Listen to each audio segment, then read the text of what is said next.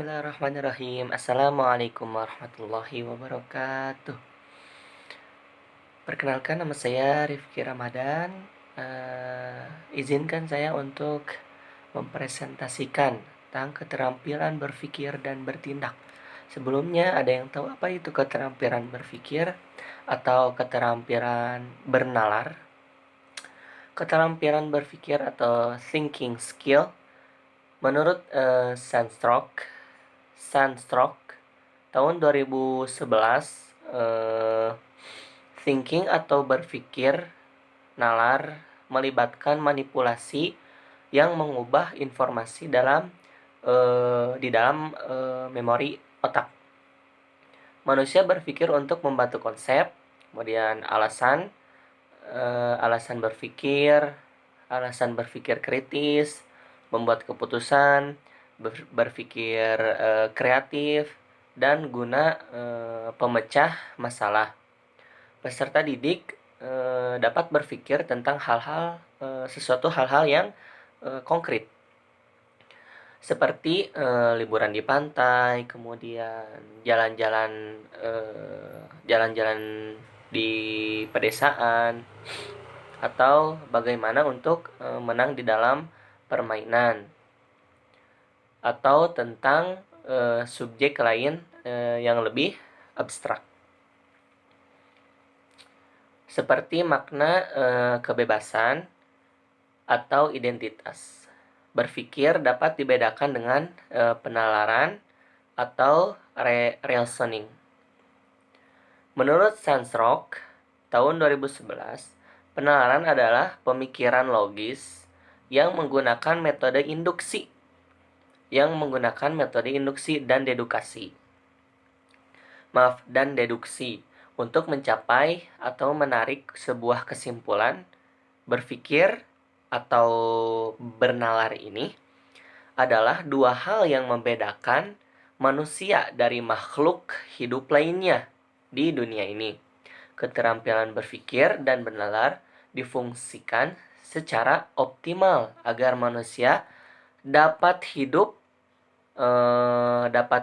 adaptasi di dalam dunia. Kemudian berpikir kreatif di sini. Apa itu berpikir kreatif? Jadi berpikir kreatif menurut Begteto dan Kaufman tahun 2010 di dalam Sandrock tahun 2011, sebuah aspek penting dari pemikiran adalah bagaimana dapat berpikir kreatif. Yang pertama itu, sebelum berpikir kritis, kita mampu untuk berpikir kreatif. Kreativitas adalah kemampuan untuk berpikir tentang suatu dengan cara baru dan tidak biasa, dan datang dengan solusi untuk pemecahan suatu masalah. Kemudian menurut Begteto dan Kaufman, membedakan antara berpikir konvergen yang menghasilkan satu jawaban yang benar. Jadi membedakan antara berpikir konvergen ini adalah menghasilkan satu jawaban yang benar dan merupakan karakteristik dari jenis pemikiran yang diperlukan pada tes kecerdasan. Tes kecerdasan konvensional dan berpikir divergen yang menghasilkan banyak jawaban untuk pertanyaan. Kemudian selanjutnya menurut Sandrock, masih di Sandrock ya, tahun 2011 ini, atau yang langkah pertama itu persiapan. Persiapan apa? Siswa menjadi tenggelam dalam masalah-masalah yang menarik bagi mereka dan rasa ingin tahu mereka terpacu gitu. Kemudian inkubasi ini siswa menanamkan ide-ide itu di dalam pemikiran mereka, titik di mana mereka cenderung membuat beberapa koneksi yang tidak biasa dalam pemikiran mereka. Kemudian insight, siswa mengalami sesuatu pertanyaan gitu, mengacu sesuatu pertanyaan. Misalnya saat ketika semua potongan teka-teki tampaknya cocok bersesuaian satu sama lain. Contohnya, apa gunanya pohon? Jadi siswa itu menimbulkan beberapa pertanyaan. Kemudian evaluasi.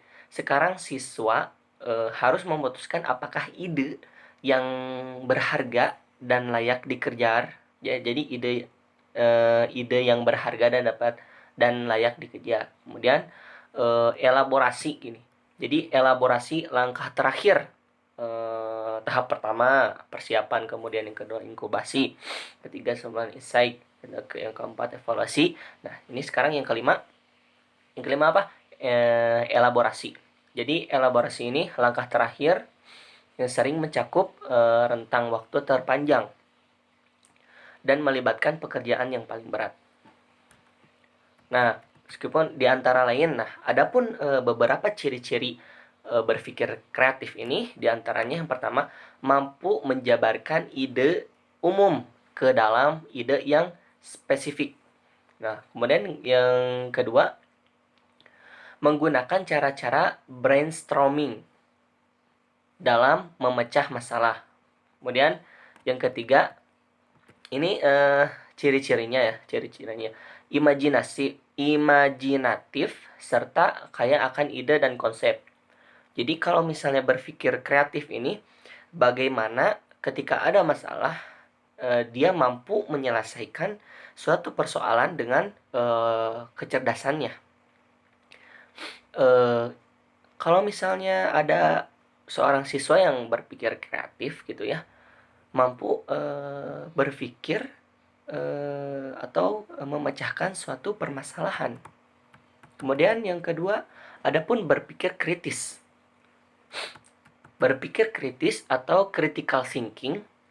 Critical thinking merupakan kegiatan menganalisis ide atau gagasan ke arah yang lebih spesifik. Membedakannya secara tajam, memilih, mengidentifikasi, mengkaji, dan mengembangkannya ke arah yang lebih sempurna. Jadi menurut Sandstrom tahun 2011, berpikir kritis melibatkan berpikir refleksi berbagai analisis, refleksi dan produksi serta mengevaluasi bukti. Jadi kalau misalnya berpikir kritis, ya ketika anak tuh sering seorang siswa gitu sering berpikir kritis ketika suatu hal yang belum ia ketahui, pasti dia berpikir kritis. Apa gunanya meja? Untuk apa meja? Meja itu terbuat dari apa? Berpikir kritis, menganalisis dan memahami berbagai analisis data subjektif yang dinyatakan secara objektif ya, sesuai kebutuhan. Ciri-ciri berpikir ini apa? Ciri-ciri berpikir kritis ini diantaranya mengenal secara rinci bagian-bagian dari keseluruhan. Kemudian dapat membedakan di antara kritik membangun dan merusak. Jadi mampu menguji asumsi dengan cermat ya. Kemudian ada lagi keterampilan. Tadi kan keterampilan berpikir, keterampilan bertindak. Di sini menurut Bigteto dan Kaufman tahun 2010,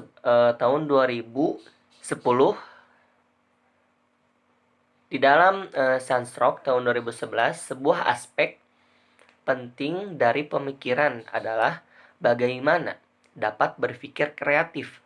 Yang pertama itu, sebelum berpikir kritis, kita mampu untuk berpikir kreatif. Kreativitas adalah kemampuan untuk berpikir tentang suatu dengan cara baru dan tidak biasa, dan datang dengan solusi untuk pemecahan suatu masalah.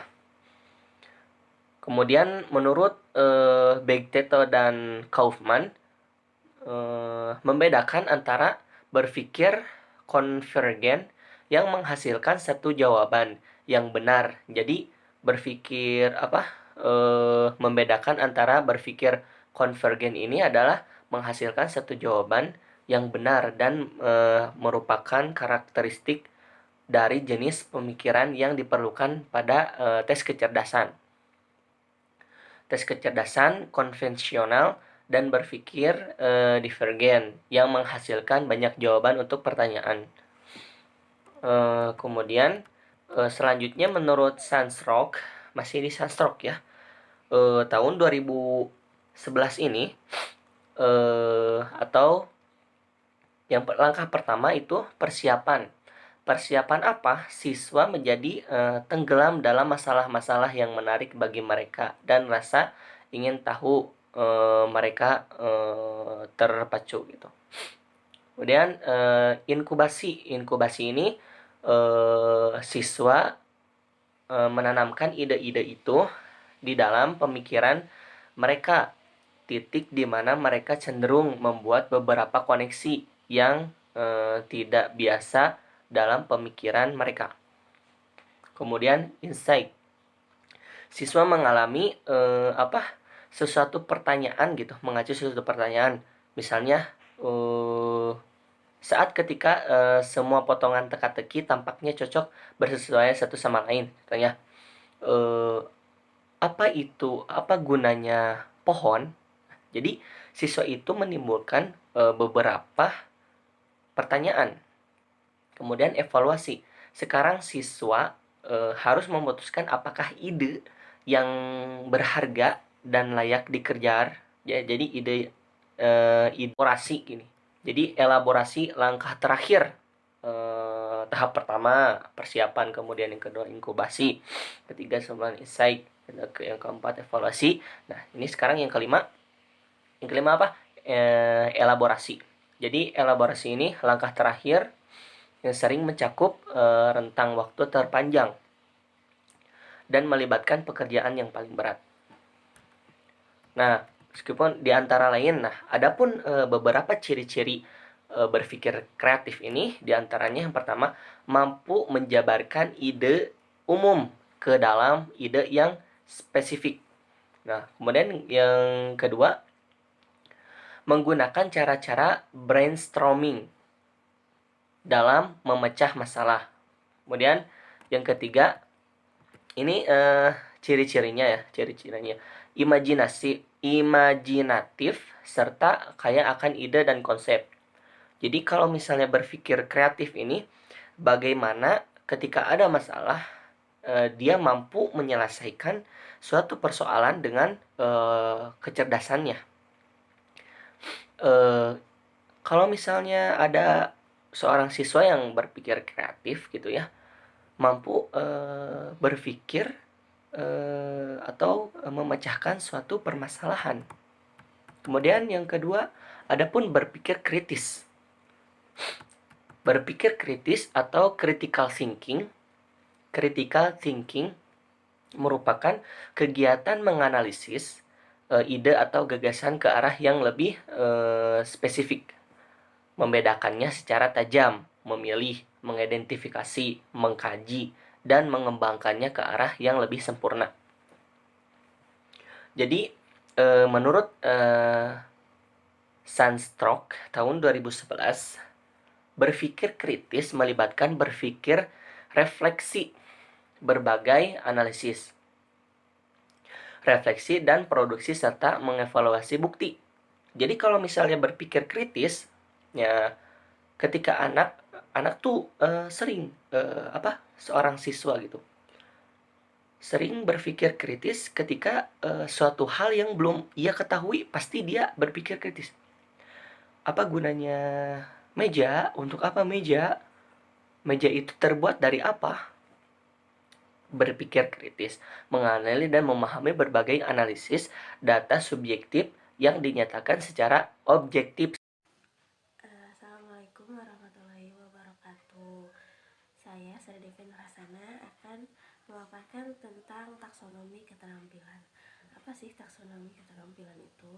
Nah, jika dilihat dari pengertiannya, Taksonomi sendiri adalah suatu himpunan dari prinsip-prinsip klasifikasi yang terdiri atas beberapa kategori atau domain.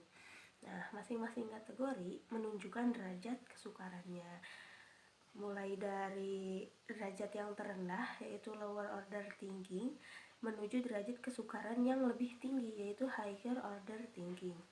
Nah, sedangkan keterampilan atau skill adalah sebuah kemampuan seseorang menggunakan akal, pikiran, ide, dan kreativitas dalam mengoperasikan tugas. Sehingga dapat disimpulkan bahwa taksonomi keterampilan adalah klasifikasi dalam kemampuan seseorang dalam menyelesaikan tugas. Taksonomi keterampilan sendiri terdiri dari abstrak dan konkret. Keterampilan abstrak lebih bersifat mental skill dengan domain mengarah pada keterampilan berpikir. Sedangkan keterampilan konkret lebih bersifat fisik motorik. Adapun ranah keterampilan dalam kurikulum 2013 yang mengarah pada pembentukan abstrak, yang mana menggunakan gradasi dari years yang dikategorikan sebagai berikut, yaitu seperti mengamati, menanya, mengumpulkan informasi, mengasosiasi atau mengolah informasi, mengkomunikasikan atau menyaji, lalu yang terakhir mencipta. Bismillahirrahmanirrahim. Saya Nyimas Kamila Tunisa. Di sini saya akan memaparkan materi selanjutnya adalah kompetensi dasar. Apa itu kompetensi dasar? Kompetensi dasar atau bisa disingkat dengan KD merupakan suatu kemampuan dan materi pembelajaran minimal yang harus dicapai oleh peserta didik untuk suatu mata pelajaran pada masing-masing satuan pendidikan yang mengacu pada kompetensi inti. Kompetensi dasar juga dapat dipahami sebagai sejumlah kemampuan minimal baik sikap, pengetahuan, maupun keterampilan yang harus dikuasai oleh peserta didik pada masing-masing mata pelajaran tertentu sebagai rujukan penyusunan indikator pencapaian kompetensi atau bisa disingkat dengan IPK. Rumusan KI dan KD tertuang dalam Permendikbud RI nomor 24 tahun 2016 tentang kompetensi inti dan kompetensi dasar pelajaran pada kurikulum 2013 pada pendidikan dasar dan pendidikan menengah. Langkah-langkah penyusunan kompetensi dasar. Adapun dalam mengkaji kompetensi dasar mata pelajaran sebagaimana yang tercantum pada standar isi dilakukan dalam memperhatikan hal-hal sebagai berikut. Pertama, urutan berdasarkan hierarki, konsep disiplin ilmu, dan tingkat kesulitan materi tidak harus selalu sesuai dengan urutan yang ada di standar isi. Yang kedua, keterkaitan antara standar kompetensi dan kompetensi dasar dalam mata pelajaran. Yang ketiga, pada dasarnya, kompetensi dasar itu ada yang operasional dan tidak operasional karena setiap kata kerja, tindakan yang berada dalam kelompok pemahaman dan juga pengetahuan yang tidak bisa digunakan untuk rumusan kompetensi dasar. Langkah-langkah untuk menyusun kompetensi dasar sebagai berikut. Pertama, menjabarkan kompetensi yang dimaksud dengan bertanya. Kemampuan apa saja yang harus dimiliki siswa agar standar kompetensi dapat dicapai? Jawaban dari pernyataan tersebut kemudian didaftar balik yang menyangkut pengetahuan, sikap, dan keterampilan. Yang kedua, tulislah rumusan kompetensi dasar. Ada 4 prinsip yang harus diperhatikan dalam merumuskan kompetensi dasar. Pertama, meluas. Meluas di sini, peserta didik memperoleh kesempatan yang luas untuk mengembangkan pengalaman tentang pengetahuan, keterampilan, sikap nilai yang berkaitan pada saat pembelajaran berlangsung. Yang kedua, seimbang. Seimbang di sini di mana setiap peserta kompetensi perlu dapat dicapai melalui alokasi waktu yang cukup untuk pembelajaran yang efektif. Yang ketiga adalah relevan. Relevan di sini di mana setiap kompetensi terkait dengan penyiapan peserta didik untuk meningkatkan mutu kehidupan melalui kesempatan pengalaman. Yang terakhir adalah perbedaan. Perbedaan di sini adalah upaya pelayanan individual di mana peserta didik perlu memahami apa yang perlu dipelajari, bagaimana berpikir, bagaimana berbuat untuk mengembangkan kompetensi serta kebutuhan individu masing-masing. Syarat-syarat yang harus dipenuhi untuk merumuskan kompetensi dasar yang baik. Pertama, rumusan tujuan yang dibuat harus berpusat pada siswa, mengacu pada perubahan tingkah laku subjek pembelajaran, yaitu siswa sebagai peserta didik. Kedua adalah rumusan KD harus mencerminkan tingkah laku operasional, yaitu tingkah laku yang dapat diamati dan diukur yang dirumuskan dengan menggunakan kata-kata operasional. Ketiga adalah rumusan KD harus berisikan makna dari pokok bahasan atau materi pokok yang akan diajarkan pada saat kegiatan belajar mengajar. Penilaian pencapaian kompetensi sikap. Sikap bermula dari perasaan yang terkait dengan kecenderungan seseorang dalam merespon sesuatu. Sikap juga sebagai ekspresi dari nilai-nilai atau pandangan hidup yang dimiliki oleh seseorang. Kompetensi sikap yang dimaksud dalam panduan ini adalah ekspresi dari nilai-nilai atau pandangan hidup yang dimiliki oleh seseorang dan diwujudkan oleh perilaku. Jadi, penilaian kompetensi sikap dalam pembelajaran merupakan serangkaian kegiatan yang dirancang untuk mengukur sikap peserta didik sebagai hasil dari program pembelajaran. Penilaian sikap juga merupakan suatu standar atau sistem pengembalian keputusan terhadap sikap.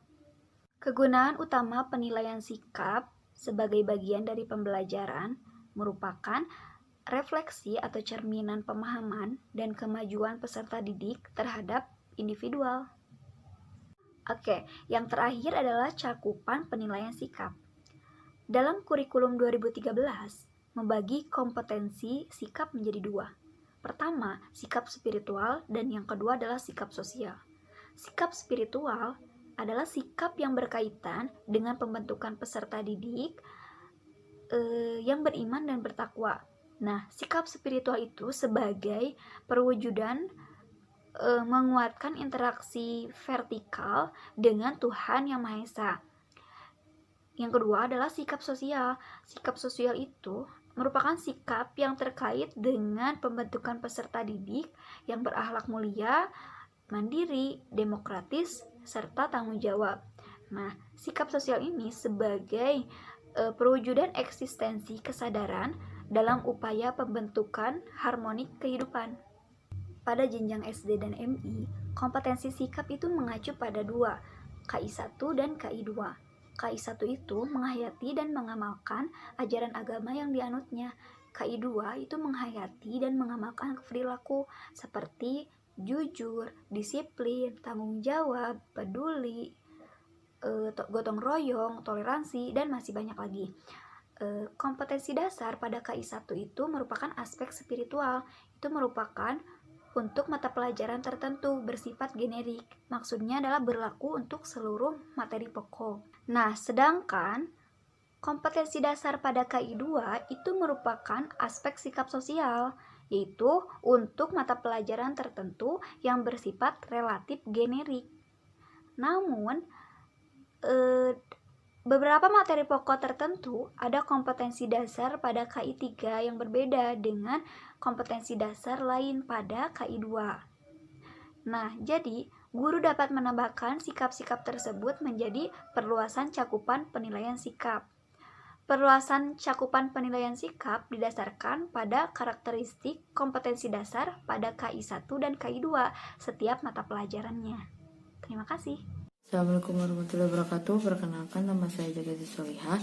Di sini saya akan menjelaskan tentang perkembangan indikator pencapaian kompetensi atau yang disebut dengan IPK. IPK adalah rumusan keterampilan yang harus dilakukan dan ditampilkan oleh peserta didik untuk menunjukkan ketercapaian kompetensi dasar atau KD. Adapun mekanisme pengembangan indikator, yang pertama menganalisis tingkat kompetensi dalam standar dan kompetensi dasar. Tingkat kompetensi itu diklasifikasikan menjadi 3, yaitu ada tingkat pengetahuan, proses, dan penerapan. Lalu yang kedua menganalisis karakteristik mata pelajaran peserta didik dan sekolah. Karena setiap mata pelajaran peserta didik dan sekolah memiliki karakteristik yang berbeda, maka contoh dalam peserta didik memiliki karakteristik beragam dan memiliki keragaman dalam interogasi dan gaya belajar yang berbeda-beda. Maka dari itu indikator selayaknya mampu mengakomodir keragaman tersebut. Lalu yang ketiga menganalisis kebutuhan dan potensi. Melayani penyelenggaraan pendidikan seharusnya dapat melayani peserta didik dalam pembelajaran, lingkungan, serta mengembangkan potensi peserta didik. Lalu yang selanjutnya itu mengembangkan indikator penilaian. Nah, di sini ada pun langkah-langkah perumusan IPK. Yang pertama, setiap KD dikembangkan sekurang-kurangnya menjadi 3 indikator. Lalu tentukan kompetensi dasar dari KI 3 dan KI 4 berdasarkan gradasinya dan tuntutan KI. Lalu yang ketiga, tentukan dimensi pengetahuan faktual, konseptual, prosedural dan metakognitif. Lalu yang keempat, tentukan